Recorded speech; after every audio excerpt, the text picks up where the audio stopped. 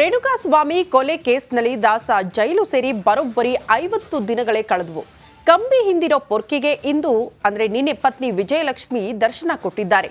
ಮನೆ ಊಟಕ್ಕಾಗಿ ಹಪಹಪಿಸುತ್ತಿದ್ದ ದರ್ಶನ್ ಜೊತೆ ಮನೆಯವರು ಏನೇನ್ ಮಾತಾಡಿದ್ರು ಗೊತ್ತಾ? ಆ ಕುರಿತ ಒಂದು ರಿಪೋರ್ಟ್ ಇಲ್ಲಿದೆ ನೋಡಿ.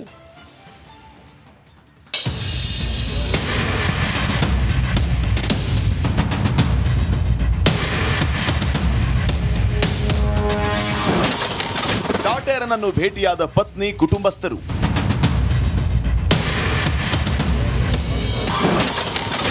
ಎರಡೆರಡು ಬ್ಯಾಗ್ಗಳಲ್ಲಿ ಹಣ್ಣು, ಬೇಕರಿ, ತಿಂಡಿ.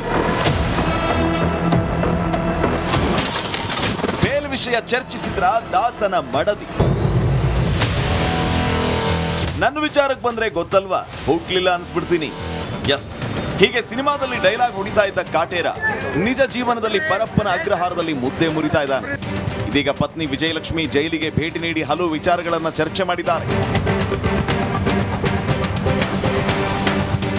ಪರಪ್ಪನ ಅಗ್ರಹಾರ ಜೈಲಲ್ಲಿರೋ ದರ್ಶನ್ ಭೇಟಿಗೆ ಪತ್ನಿ ವಿಜಯಲಕ್ಷ್ಮಿ, ಅಕ್ಕನ ಮಗ ಚಂದನ್ ಹಾಗೂ ಇನ್ನಿಬ್ಬರು ಸ್ನೇಹಿತರು ಆಗಮಿಸಿ ದರ್ಶನ್ ಜೊತೆ ಸುಮಾರು ಅರ್ಧ ಗಂಟೆಗೂ ಹೆಚ್ಚು ಕಾಲ ಮಾತನಾಡಿದ್ದಾರೆ. 2 ಬ್ಯಾಗ್ ಬಟ್ಟೆ, ಹಣ್ಣು ಹಾಗೂ ಬೇಕರಿ ತಿಂಡಿಗಳ ಸಮೇತ ಆಗಮಿಸಿದ ವಿಜಯಲಕ್ಷ್ಮಿ ಜೈಲಲ್ಲಿ ಪತಿ ದರ್ಶನ್ ಜೊತೆ ಮುಂದಿನ ಕಾನೂನು ಹೋರಾಟದ ಕುರಿತು ಚರ್ಚೆ ನಡೆಸಿದಾರಂತೆ.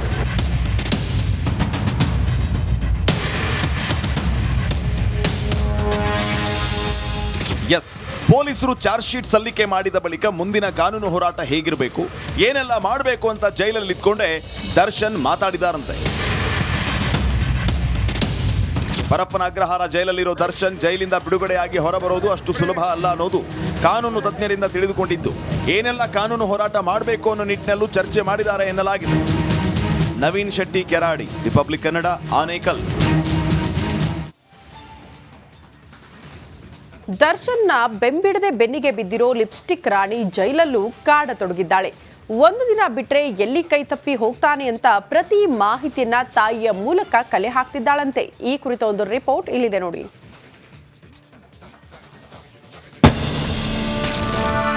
ಜೈಲಲ್ಲಿದ್ರು ಲಿಪ್ಸ್ಟಿಕ್ ರಾಣಿ ಮೊಂಡಾಟ.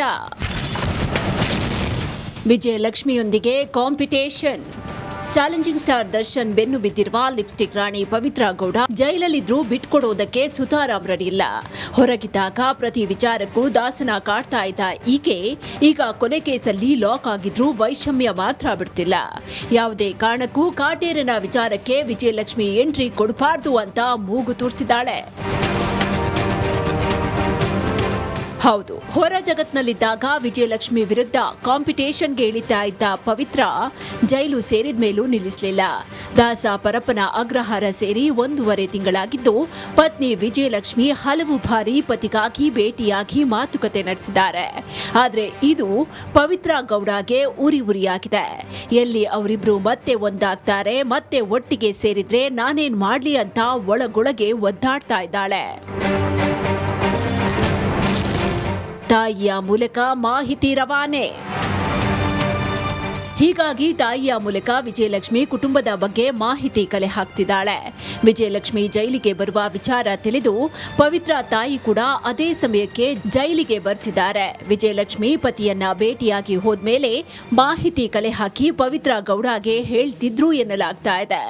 ಈ ವಿಚಾರ ತಿಳಿದು ವಿಜಯಲಕ್ಷ್ಮಿ ಬಿಗ್ ಪ್ಲಾನ್ ಮಾಡಿದ್ದಾರೆ. ದರ್ಶನ್ನ ಹೇಗಾದ್ರೂ ಮಾಡಿ ಜೈಲಿಂದ ರಿಲೀಸ್ ಮಾಡಿಸಬೇಕು ಅಂತ ಪತ್ನಿ ವಿಜಯಲಕ್ಷ್ಮಿ ಭಾರಿ ಕಸರತ್ತು ನಡೆಸುತ್ತಿದ್ದಾರೆ.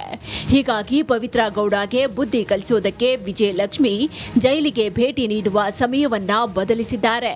ಪ್ರತಿ ಸೋಮವಾರ ಬೆಳಗ್ಗೆ 10:30ಕ್ಕೆ ಜೈಲಿಗೆ ಬರ್ತಾ ಇದ್ದ ವಿಜಯಲಕ್ಷ್ಮಿ ಇದೇ ಮೊದಲ ಬಾರಿಗೆ ಮಧ್ಯಾಹ್ನ ಬಂದು ದರ್ಶನ್ ಅವರನ್ನ ಭೇಟಿಯಾಗಿದ್ದಾರೆ.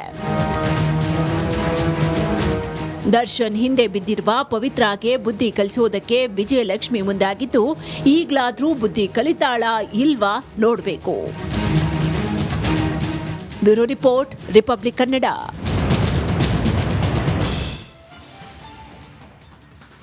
ತರುಣ್ ಪಾಲಿಗೆ ದರ್ಶನ್ ಅಣ್ಣನಂತೆ ಇದ್ರು. ತಾನೇ ಮುಂದೆ ನಿಂತು ಮದುವೆ ಮಾಡಿಸೋ ಭರವಸೆಯನ್ನ ಕೂಡ ಕೊಟ್ಟಿದ್ರು. ಆದ್ರೆ ಇದೆಲ್ಲ ಉಲ್ಟಾಕಿ ಪೊರ್ಕಿ ಇಲ್ಲದೆ ತರುಣ್ ಹಾಗೂ ಸೋನಲ್ ಮದುವೆಯಾಗಿದೆ. ಇದರ ಒಂದು ರಿಪೋರ್ಟ್ ಇಲ್ಲಿದೆ ನೋಡಿ.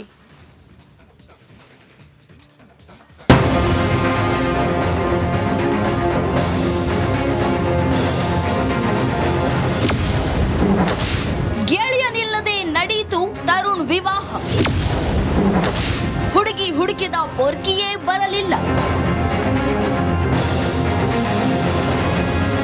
ಮಾಡಬಾರ್ದ ಕೆಲಸ ಮಾಡಿ ಜೈಲು ಸೇರಿದ ಕೋಟ್ಯಾಂತರ ಅಭಿಮಾನಿಗಳ ಪೊರ್ಕಿ ಬಾಸ್ ಎಂದು ವನವಾಸ ಅನುಭವಿಸ್ತಾ ಇದ್ದಾರೆ. ಈ ನಡುವೆ ಸ್ನೇಹಿತನೇ ಇಲ್ಲದೆ ತರುಣ್ ಸುಧೀರ್ ಹಾಗೂ ಸೋನಲ್ ವಿವಾಹ ಮಹೋತ್ಸವ ಅದ್ದೂರಿಯಾಗಿ ನೆರವೇರಿದೆ.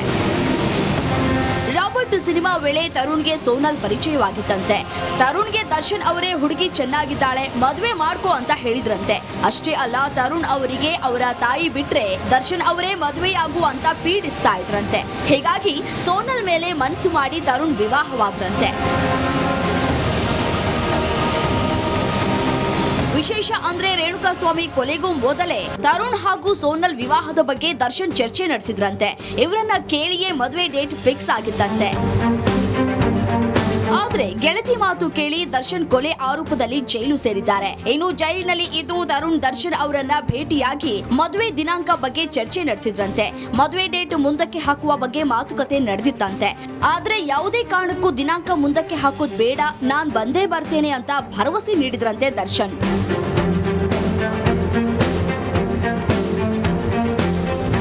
ಏನ್ ಮಾಡೋದು, ಗ್ರಹಚಾರ ಕೆಟ್ಟಿದ್ರೆ ಯಾರೂ ಏನು ಮಾಡೋದಕ್ಕೆ ಆಗಲ್ಲ. ದರ್ಶನ್ ಅತ್ತ ಜೈಲಿನಲ್ಲಿ ಇದ್ರೆ ಇತ್ತ ತರುಣ್ ಸೋನಲ್ ವೈವಾಹಿಕ ಜೀವನಕ್ಕೆ ಕಾಲಿಟ್ಟಿದ್ದಾರೆ. ಇನ್ನು ನಿನ್ನೆ ನಡೆದ ಅದ್ದೂರಿ ಮದುವೆಯಲ್ಲಿ ದರ್ಶನ್ ಅಳಿಯ ಭಾಗಿಯಾಗಿದ್ರು. ಅದು ಬಿಟ್ರೆ ಮತ್ಯಾರು ಕುಟುಂಬ ಸದಸ್ಯರು ಕಾಣಿಸ್ಲಿಲ್ಲ. ಒಟ್ನಲ್ಲಿ ಎಲ್ಲವೂ ಸರಿ ಇದ್ದಿದ್ರೆ ದರ್ಶನ್ ಅವರ ಮುಂದಾಳತ್ವದಲ್ಲೇ ತರುಣ್ ಸೋನಲ್ ವಿವಾಹ ನಡೆಯಬೇಕಿತ್ತು. ಆದ್ರೆ ಏನ್ ಮಾಡೋದು, ಪಾಪದ ಕೆಲಸ ಮಾಡಿ ಪೊರ್ಕಿಗೆ ಜೈಲು ದರ್ಶನದಲ್ಲಿ ವಿಲವಿಲ ಅಂತ ಒದ್ದಾಡುವಂತೆ ಮಾಡಿದೆ. Bureau report, Republic Kannada. ಇಂದು ರೈತರ ಪಾಲಿಗೆ ಅಭದ್ರ ಜಲಾಶಯ. ಟಿಬಿ ಡ್ಯಾಂನಲ್ಲಿ ಕ್ರಸ್ಟ್ ಗೇಟ್ ತುಂಡಾಕಿ ಕಣ್ಣೆದುರೇ ಲಕ್ಷ ಕ್ಯೂಸೆಕ್ ನೀರು ಪೋಲಾಗ್ತಾ ಇದೆ. ಅರ್ಧಕರ್ಧ ಡ್ಯಾಂ ಖಾಲಿ ಆಗ್ತಾ ಇದೆ. ರೈತರು ಕಣ್ಣೀರು ಹಾಕುವಂತಹ ಪರಿಸ್ಥಿತಿ ಎದುರಾಗಿದೆ. ಈ ಕುರಿತ ಒಂದು ರಿಪೋರ್ಟ್ ಇಲ್ಲಿದೆ ನೋಡಿ.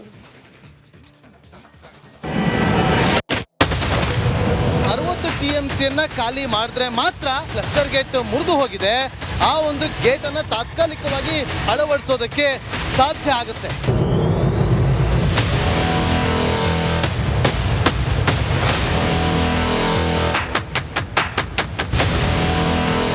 ತುಂಗಭದ್ರಾ ಕಲ್ಯಾಣ ಕರ್ನಾಟಕದ ಜೀವನಾಡಿ, ಲಕ್ಷಾಂತರ ರೈತರ ಜೀವನದಿ. ಅನ್ನದಾತನ ಜೀವನಕ್ಕೆ ನೀರುಣಿಸಬೇಕಿದ್ದ ಟಿಬಿ ಡ್ಯಾಂ ನೀರು ಕಣ್ಣೆದುರೇ ಪೋಲಾಗಿ ಹೋಗ್ತಿದೆ. ಕ್ರಸ್ಟ್ ಗೇಟ್ ಒಡೆದು ಲಕ್ಷ ಕ್ಯೂಸೆಕ್ ನೀರು ಹರಿದು ಹೋಗ್ತಿದೆ. ಈಗ ತುಂಗಭದ್ರಾ ಜಲಾಶಯದಲ್ಲಿರ್ತಕ್ಕಂಥ 30 ಕ್ರಸ್ಟ್ ಗೇಟ್ಗಳ ಪೈಕಿ ಈ ಕ್ರಸ್ಟ್ ಗೇಟ್ ಒಡೆದಿರ್ತಕ್ಕಂಥದ್ದು. ಇದು 19ನೇ ಕ್ರಸ್ಟ್ ಗೇಟ್. ನೋಡ್ರಿ ಯಾವ ರೀತಿಯಾಗಿ ತುಂಗಭದ್ರಾ